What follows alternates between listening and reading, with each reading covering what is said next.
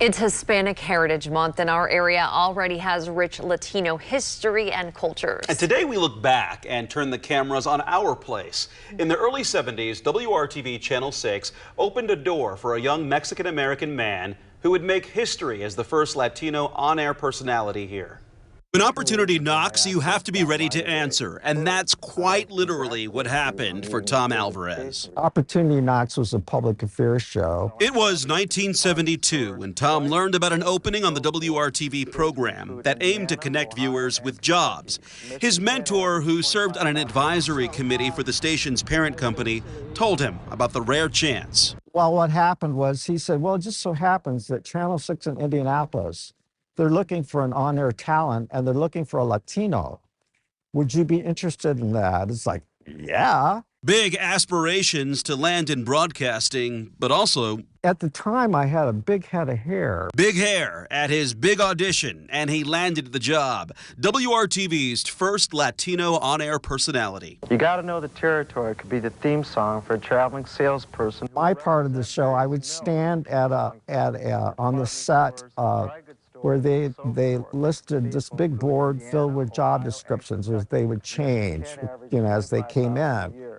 And I joked that I was like I was like a Vanna White, an early Vanna White. I would point to these jobs and talk about them. Tom co-hosted Opportunity Knocks and eventually took advantage of a training program at WRTV that would broaden his skills in broadcasting and move him to the control room, directing newscasts, telethons, and other special programming. If you can direct live TV, you can do anything, and it's so true. I've learned that. How to remain calm in a crisis. For Tom, he was handling a crisis, holding on to a secret, a double minority in the working world, enduring so much pressure, not only as a Mexican-American. I felt the brunt of a lot of racism, sexism.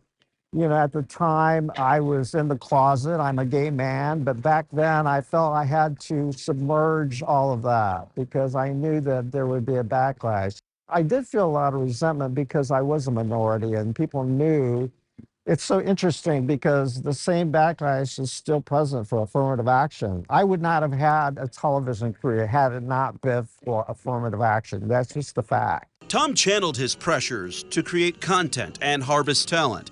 He produced several specials at WRTV aiming to educate viewers on cultural diversity. I'm very proud of the fact that I produced a documentary about migrant workers in tribute to my parents. But he was also paying forward the opportunities afforded to him at WRTV. And like me, there were young people who applied to that program, and I trained them.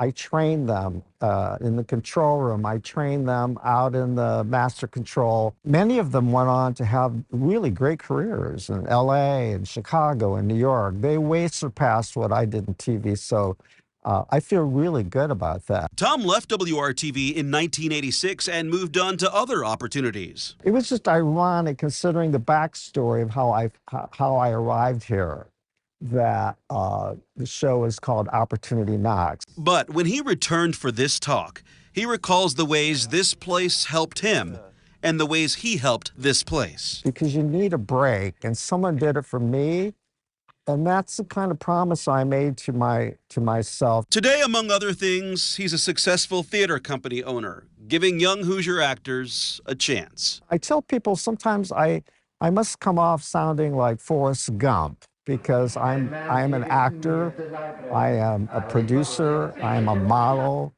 I am a theater producer, I am a reviewer, a TV personality. So yeah, I do all those things, but this is where it all started. At WRTV Channel 6.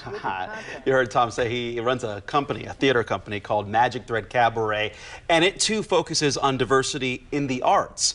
And he aims to hire and pay young actors and singers from this area who are looking for that break. That was a really good story. Great to see a little bit of our history, huh? It was so interesting to see all the old photos. Kevin, we were all locked into the TV screen there. Absolutely, yeah. Some of those there. Well, the studio was the studio back then, and the camera that you guys were popping the hood on is right outside the studio doors there.